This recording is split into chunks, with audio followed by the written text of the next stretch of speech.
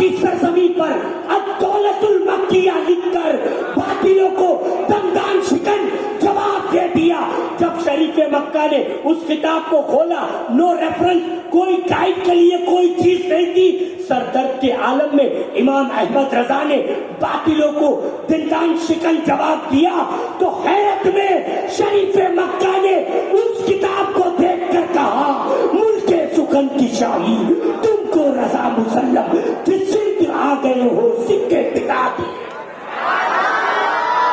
لوگوں نے پوچھا حضرت نو ریفرنس، کوئی کتاب نہیں ہے، آپ نے 8 گھنٹے کے کم وقت میں اتنے ریفرنس کے ساتھ آپ نے کتاب لکھ دی الدولت المکیہ بالمعدت الغیبیہ. تو اعلی حضرت مسکرا کر جواب دیتے ہیں، دیکھو بھائی تھرمومیٹر ہم ماپتے ہیں، تو جب سبحان اللہ و ماشاء اللہ کی آواز آتی ہے تو ہم سمجھ جاتے ہیں مجمع بیدار ہے. اگر بیدار بھی نہیں ہے تو کوئی بات نہیں، ہم گجرات سے آئے ہیں اور گجرات والے چائے کے لیے مشہور ہیں، اچھوں کو ہم پلا دیتے ہیں. اور ہم تو اعلیٰ حضرت کی جارو کشی کرنے والے ہیں. تاج الدین بابا رضی اللہ تعالیٰ عنہ کی بارگاہ کے جارو کش ہیں.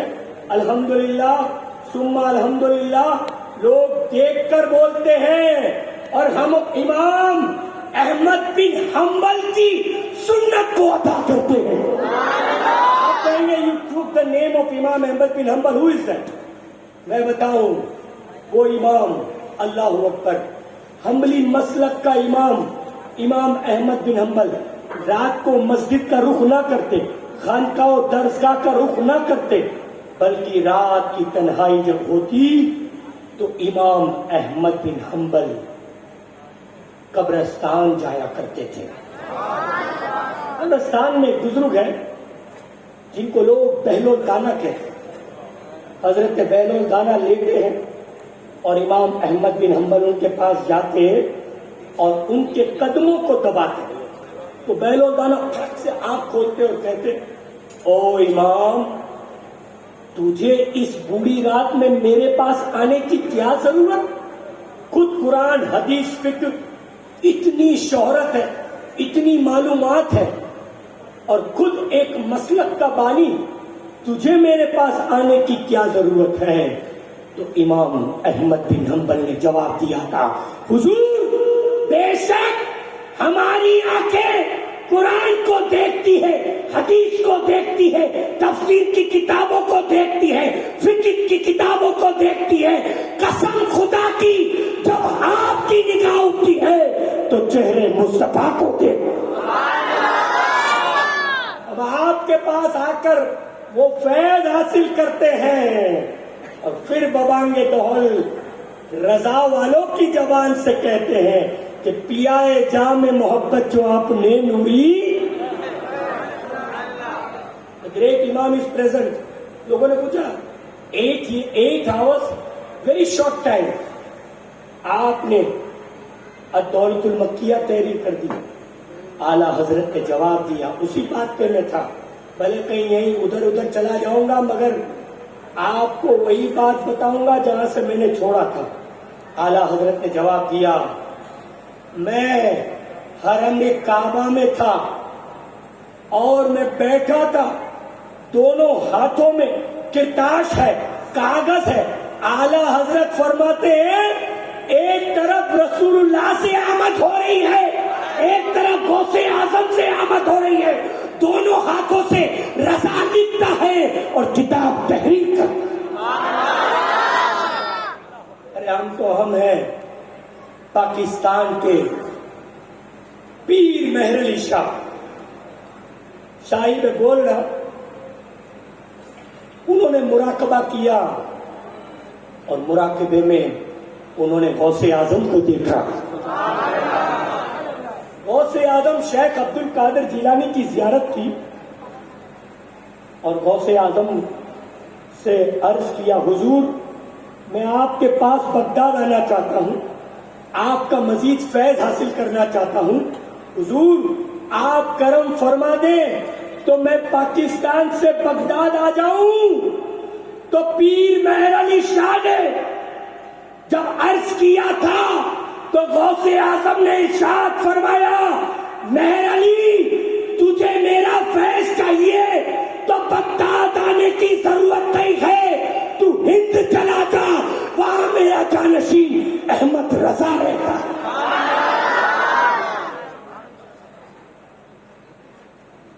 پیر جمع کر اللہ ہو کوئی بھی ہو، سب اس امام احمد رضا کو تسلیم کرتے ہیں. آج اگر پوری دنیا میں دیکھا جائے تو ایک ہی آواز آتی ہے، سنیت کا امام ہے تو امام احمد رضا خان. پوری دنیا میں الحمدللہ ایسا نہیں ہے کہ today you are in Nagpur, آج یہاں پر آوازیں آ رہی ہے. آپ ساؤتھ افریقہ چلے جاؤ، امریکہ چلے جاؤ، یورپ چلے جاؤ، فرانس چلے جاؤ، چائنا چلے جاؤ، آسٹریلیا چلے جاؤ، نیوزی لینڈ چلے جاؤ، موریشس چلے جاؤ، ہر جگہ چلے جاؤ، تمہیں مصطفیٰ جان رحمت پہ لاکھوں سلام کی صدائیں آتی. ارے کوئی ایک سٹی ہو اس میں اگر پابندی لگے تو اسے سنیوں کو فرق نہیں پڑتا. ہر جگہ سے پوری دنیا سے یہ نعرے آ رہے ہیں وادی رضا کی، کوئی ہمالیہ رضا کا ہے، جس سمت دیکھیے وہ علاقہ رضا کا ہے. اگلوں نے تو بہت ہی خوب لکھا علم دین پر، جو کچھ بھی اس صدی میں ہے وہ تنہا رضا کا. Heartily like to congratulate all the ulmas on the dais. MashaAllah. Very nice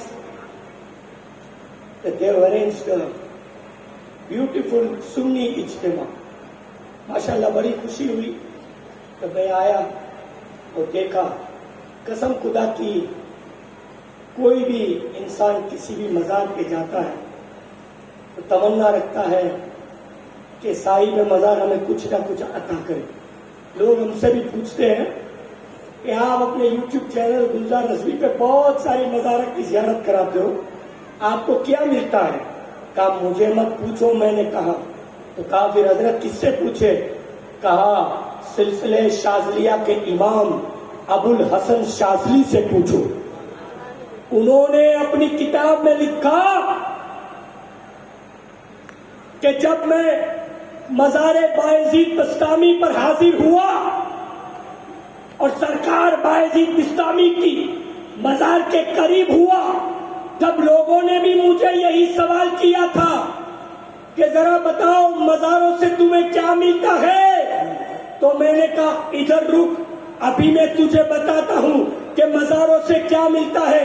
آپ لکھتے ہیں کہ جب میں مزار کے باہر تھا، ابھی اندر نہیں گیا، تو میں حافظ قرآن نہیں تھا، بایزید کے مزار پہ گیا، دعا کی کہ حضور میں حافظ قرآن نہیں ہوں، مجھے حافظ بنا دیجئے. اندر گیا، حافظ نہیں تھا، جب باہر آیا تو حافظ قرآن ہو. اگر تاج الدین بابا کے مزار پر بھی عقیدت سے دعا کرو گے تو وہ جیل سے بھی لوگوں کو رہا اپنی ظاہری عمر میں کر سکتے ہیں، تو ہم اور آپ کی کیا مثال. اللہ اکبر. سرکار تاج الدین بابا رضی اللہ تعالیٰ عنہ کی کرامت بے شمار ہے. انشاءاللہ اس اجتماع سے بہت سارے آپ حضرات کو پیغامات ملے، مگر میں ایک خادم ہوں اور خادم کو پیغام نہیں دیتا، مگر میں ایک بات ضرور کہوں گا کہ انسان کے دل میں جتنا ادب ہوگا اتنا ہی انسان کامیاب ہوگا. جس کے دل میں ادب نہیں، ادب علماء کا بھی ہے، ادب پیران نظام کا بھی ہے، ادب بزرگوں کی خانقاہ کا بھی ہے. اسی لیے اعلیٰ حضرت کے مزار پر لکھا ہے با ادب با نصیب، بے ادب کم نصیب. بے ادب بد نصیب نہیں کہنا چاہیے. سرکار مفتی اعظم نے فرمایا کہ مومن کبھی بد نصیب نہیں ہوتا, مومن تو قسمت والا ہے. لہذا حضرات اس اجتماع کا یہی خاص پیغام ہے کہ بزرگوں کی بارگاہ کا ادب کرو. آپ کو کسی کے بارے میں کمنٹ کرنے کی ضرورت نہیں ہے. علماء بیٹھے ہیں, بڑے موجود ہیں, جو وہ کہے, جو وہ حکم لگائے اس پر عمل کرے. قسم خدا کی تم جتنا ادب کرو گے بارگاہوں سے فیض بھی اتنا ہی ملے گا. اور ہم تو یہی کہتے ہیں کہ چاہے غوث کی بارگاہ ہو, اعلیٰ حضرت کی بارگاہ ہو, مفتی اعظم کی بارگاہ ہو, کسی بھی ولی کی بارگاہ ہو, ہم ادب سے اپنے سر کو جھکا کر یہی کریں گے, حضور مرشد کھڑا رہوں گا, کھڑے ہی رہنے سے کام ہوگا, نگاہ لطف و کرم اٹھے گی تو جھک کے میرا سلام کرو. آخری بات, کیونکہ مجھے 20 منٹ دیے گئے تھے, میں اپنے ٹاپک کو مکمل اس انداز پہ کروں. انسان کو پتا چلے کہ ہم جو قادری ہیں, ہمارے پیر غوث اعظم نے جو اعلیٰ حضرت کے لیے فرمایا, پیر جماعت علی شاہ کو کہ تم ہند چلے جاؤ, اس کی عظمت میں بتاؤں کہ بے شک اعلیٰ حضرت تو جانشین غوث اعظم ہیں, مگر اس غوث اعظم کا منصب اور مقام کیا ہے. میں تمہیں کسی رضوی یا کسی قادری کا ریفرنس نہیں دوں گا, میں تمہیں ناگپور سے فلائٹ پکڑوا کے سیدھا دہلی اور دہلی سے سرہند جہاں مجدد الفسانی کا مزار ہے, مجدد الفسانی کے ملفوظات کی ایک بات بیان کروں اور تمہیں بتاؤں کہ آج ہم قادری ہیں, قادری فقیر ہیں. ہمارے غوث اعظم کی عظمت کیا, ذرا اندازہ لگاؤ. اور اس مجدد الفسانی امام ربانی شیخ احمد فاروقی سرہندی کا کوئی ایسا ویسا مقام نہیں ہے. خود مجدد صاحب فرماتے ہیں کہ غوثیت کبریٰ کا تاج جو حضرت علی سے منتقل ہوتا ہوا اماموں میں گیا, اور آخری امام حضرت امام حسن عسکری کے بعد جب وہ تاج غوث اعظم کے سر پر سجا اور امام مہدی تک وہ تاج غوث اعظم کے سر پر رہے گا. مجدد الفسانی فرماتے ہیں کہ ہر دور میں غوث اعظم کا کوئی نہ کوئی نائب ہوتا ہے. اس دور میں اللہ نے مجھے ان کا نائب بنایا. وہ اپنی کتاب میں لکھتے ہیں, تشریف کرتے ہیں کہ ایک دن میں بیٹھا ہوا تھا تو اپنے غلام کو حکم دیا کہ جنگل چلا, وہاں میرا ایک یار ہے, اسے جا کے سلام کہنا اور کہنا کہ احمد نے تجھے بلایا. چنانچہ وہ غلام تھا, مرید تھا, وہ گیا. جیسے ہی وہ جنگل میں گیا تو ناگپور والوں جب وہ جنگل پہنچا تو اس نے دیکھا ایک بزرگ بیٹھے ہوئے ہیں جن کے چہرے سے نور نکل رہا. سلام عرض کیا, کہا حضرت احمد نے آپ کو بلایا. چنانچہ پہنچے, دونوں لوگ آئے. سرکار مجدد الفسانی نے جنگل سے آئے بزرگ کا استقبال کیا. بات چیت ہوتی رہی. المختصر کہا حضور آپ نے بڑی زحمت کی, کس کو بھیجا تھا, یہ لڑکا کون ہے؟ کہا یہ اپنا بچپن میں جو یار تھا جمن, اس کا بیٹا ہے. کہا اچھا, تو جمن کا تو انتقال ہو گیا, یہ میرے ساتھ ہی رہتا ہے. تو جنگل سے آئے بزرگ نے سوال کیا, ذرا احمد بتاؤ کہ اس بچے کو تم نے مرید کیا؟ تو مجدد الفسانی نے کہا ہاں میں نے مرید کر لیا. मुजद्दिद अल-फैसानी, for your kind information, Naqshbandi सिलसिले के बुजुर्ग, उनके पीरो मुर्शिद ख्वाजा बाकी बिल्ला है, उनका मजार दिल्ली में। तो ये नक्शबंदी सिलसिला है। तो जंगल साहब हुजूर ने पूछा, जरा अहमद बताओ किस सिलसिले में मुरीद किया? जाहिर सी बात है नक्शबंदी है, नक्शबंदी में करेंगे। मुजद्दिद अल-फैसानी ने कहा, मैंने इसको कादरी सिलसिले में मुरीद किया। अच्छा, गौसे आजम शेख अब्दुल कादिर जिलानी के कहा। तो जंगल साहब बुजुर्ग फरमाया कि इस बच्चे को तूने उसके शेख गौसे आजम की जियारत कराई? जियारत कराई? कहा नहीं कराई। तो कहा अहमद अब भी उठो और बच्चे को गौसे आजम का दीदार कराओ। ये कोई किस्सा कहानी नहीं है, ये उलमा मौजूद है। ये कोई किस्सा कहानी नहीं है, ये मुजद्दिद अल-फैसानी ने अपने मलफूजात में ये बात तहरीर की है, लिखा है। चुनांचे मुजद्दिद अल-फैसानी उठे, तीनों लोग, अपने मुरीद को कहा, जरा अपनी आंखों को उठा, देख आसमानों में देख। अरे जब पीर मुरीद से कहता है कि आसमानों में देख, तब मुरीद समझ जाता है आज मेरी मेराज होने वाली है। तभी तो ख्वाजा उस्मान हारूनी ने कहा था, मुरीद निगाह उठा, सीने की दौलत ताकी की, फिर फरमाया दो उंगलियों में क्या देखता है? तब गरीब नवाज ने जवाब दिया था, जब कुछ अता नहीं था, कुछ नजर नहीं आया, आपने अता किया। या उस्मान हारूनी, आपकी दो उंगलियों में मैं 18,000 आलम की ज़ियारत कर रहा हूं।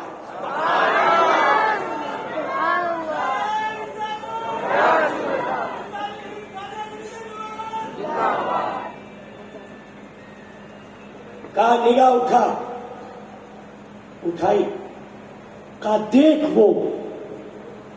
वो तारा। कहा हुजूर देख रहा, उसमें क्या खुसूसी? कहा ये कोई आम तारा नहीं है, ये कुतुब तारा है। कहा हुजूर उसको देखता। नागपुर वालों, I want to pin drop attention, इंशाअल्लाह ये बात पर मैं अपनी जगह ले लूंगा। मुजद्दिद अल-फैसानी ने अपने मुरीद से कहा, उस तारे को देखता रहे। देखता गया, देखता गया, कुछ लम्हे गुजरे कि वो तारा शक हुआ, उसमें से एक नूरानी शक्ल वाले बुजुर्ग तीनों के बीच में जलवा अफरोज हुए, जिनसे पूरा आलम नूर से मुनव्वर हो गया। मुजद्दिद अल-फैसानी ने कदमों को बोसा दिया। जंगल से आए बुजुर्ग ने भी कहा, कदमों को बोसा दिया, हाथों को चूमा, सर पे रखवाया। फिर मुजद्दिद अल-फैसानी ने पलट कर अपने मुरीद को बुलाया, देख ले यही तेरे पीर अब्दुल कादिर जिलानी है। क्या समझे? मुरीद को जियारत कराई, दुआएं दिलवाई। उस मुरीद ने गौसे आजम के हाथों को चूमा, पैरों को चूमा। फिर लम्हा ना गुजरा कि वो गौसे आजम फिर दुनिया से कुतुब तारे में चले गए। अब नागपुर वालों, आखिरी बात, उस गौस की अजमत को समझो कि जो लम्हा ना गुजरे कि कुतुब तारे से दुनिया में आ जाए और दुनिया से वापिस चला जाए, उसे हम सुन्नी गौसे आजम कहते हैं। और लम्हा ना गुजरे कि बैतुल मक़दस से लामका चला जाए और लामका से बैतुल मक़दस आ जाए, उसे रसूल आज़म।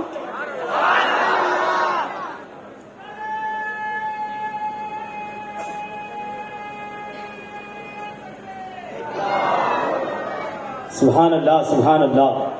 बहुत ही बेहतरीन खिताब आप समाअत फरमा रहे थे। मैं सबसे पहले